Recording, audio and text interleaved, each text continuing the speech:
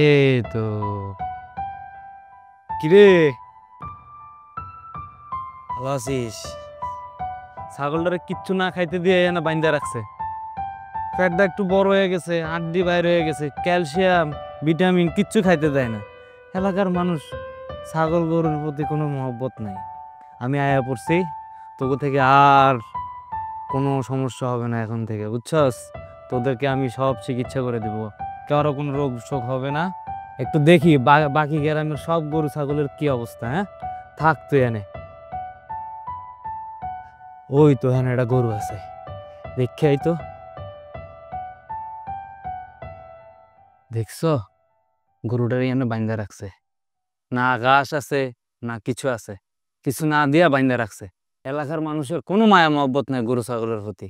একটা মানুষও কোনো মায়া মহব্বত করে না গরু ছাগলের, এদের প্রতি কোনো ভালোবাসাই নেই। আর কয়টা আছে?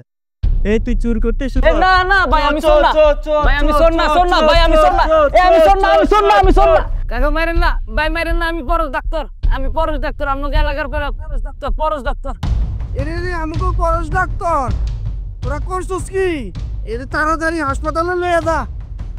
কাকা আমি কিন্তু দেখছি আপনি কিন্তু সুযোগ বুঝে 4-5টা কষিচ্ছে। আরে বাবা রে, যা এ তোরা হাসপাতাল লয়ে যা তাড়াতাড়ি। লাগতে পারতেছি না। বাস করে নাকি? আরে আরে ভাই রে, আর নিজের এলাকার মানুষকে কেউ মারে।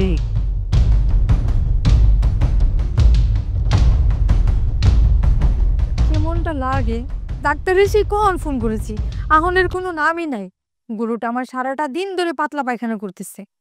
এখন কি হবে আল্লাহ জানে। সারাটা দিন যায় সন্ধ্যা হয়ে গেল। কেমনটা লাগে। হ্যাঁ রিমন ভাই, শুনো দেখি। কি হয়েছে? কি আর হবে, আমার গরুটা পাতলা পায়খানা করতেছে, কি করি কত? তো আমি কি করব? আমি গরু ডাক্তার নাকি? শোনো, তুমি যে গরু ডাক্তার না সেটা আমি ভালো করে জানি। যদি কিছু জেনে থাকো যে কি করলে আমার গরুর পাতলা পায়খানাটা ভালো হবে, সেটা আমারে কও। আমাদের গ্রামে পরশ ডাক্তার আছে না, ওটা তো ডাকতে পারো। ওই ডাক্তারের কথা আর কইও না। ডাক্তার আমি ফোন করেছিলাম, ডাক্তারের কে জানি মারি হাসপাতালে পাঠাইছে। ওখানে তার কোনো ফেরার নামই নাই। একটু পরপরই ফোন দিচ্ছি, আমারে খালি করছে আসতেছি আসতেছি আসতেছি। সে আসবে আসবে করে সারাটা দিন যে এবার সন্ধ্যা হয়ে গেল, গরু গোয়ালে ওঠা লাগবে না। ওর জন্যই আমি এখানে দাঁড়াইছি গরু নিয়ে। ডাক্তার হয়েছি, সে আবার পশু চিকিৎসক, গরু চিকিৎসা করবে। আমার গরুর যদি কিছু হয় না, ডাক্তারের কপালে কি যে করুন জানি না। খবর আছে কি হয়েছে? ওই তো তোমার ডাক্তার চলে আসছে। জরুরি তলব কিসের? ও তো ঠিক মতো দাঁড়াইতে পারে না। আরে না না, এখনো বেশি ভর দিতে পারি না, না হলে ঠিক আছে, মোটামুটি আছে, নাহলে এত দূর হাইটে আইতে পারি আমি। এখন কি হয়েছে বলো? কি হয়েছে তাই না? আপনাকে সারাটা দিন ধরে ফোন দিচ্ছি, সারা দিন পার করে সন্ধ্যা হয়ে রাত হয়ে যাচ্ছে, আর আপনি ওখানে আইছেন আবার কইতেছেন কি হয়েছে। আরে ও কিসে ডাক্তারি করবে? ও তো নিজে পা ভাঙিয়ে বসে আছে। এ রিফা, তুমি আমারে ডাকছো কেন?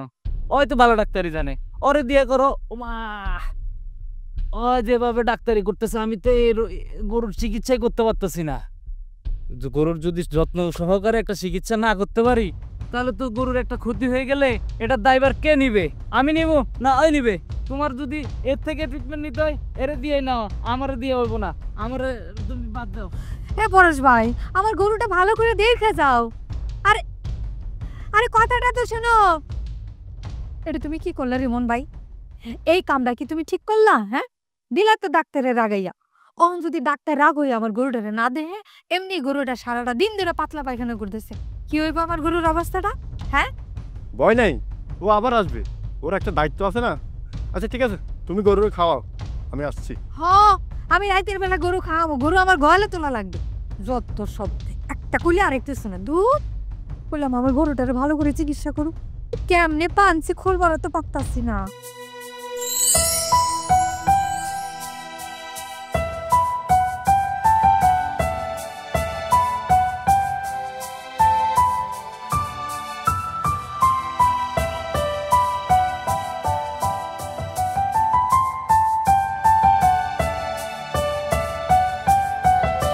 মা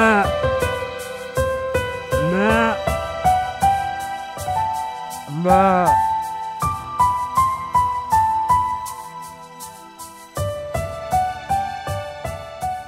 কি ব্যাপার ডাক্তার সাহেব?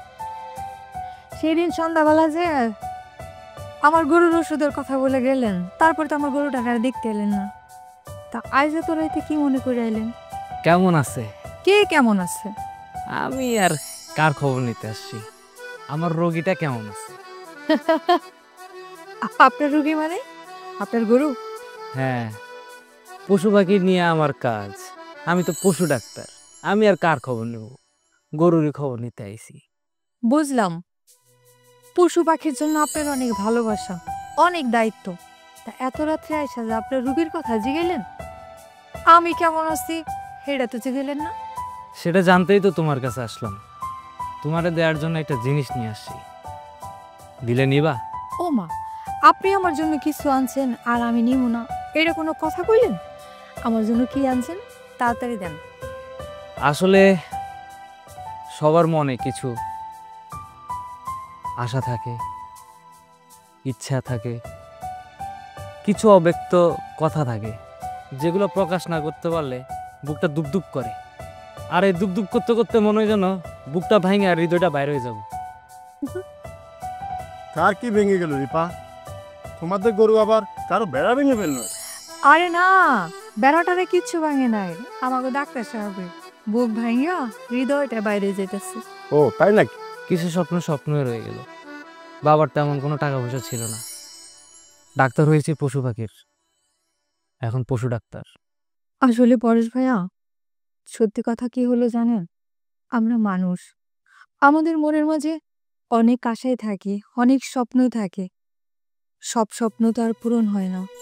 তবুও আমরা দিন রাত পরিশ্রম করি, চেষ্টা চালিয়ে যাই আমাদের মনের স্বপ্নগুলো পূরণ করার জন্য। তবুও দেখেন, সব স্বপ্ন পূরণ হয় না।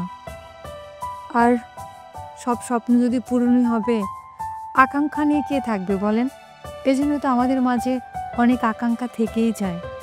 পরেশ ভাই, আমি যদি জেনে বুঝে না জেনে মনের অজান্তে আপনার মনের মাঝে কোনো কষ্ট দিয়ে থাকি, আপনি আমাকে ক্ষমা করে দিন। ভালো থাকবেন। রিমন, তুমি চলে যাও। পরেশ ভাইয়া, আপনিও চলে যান।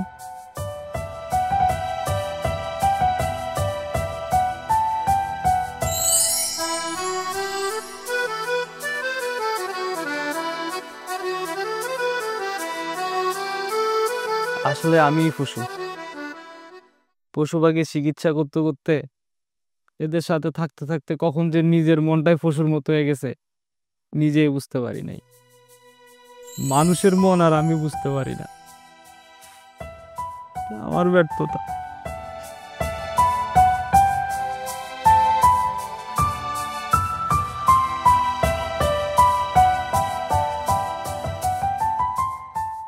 পশুর জীবনে ফুলের কি মূল্য আছে?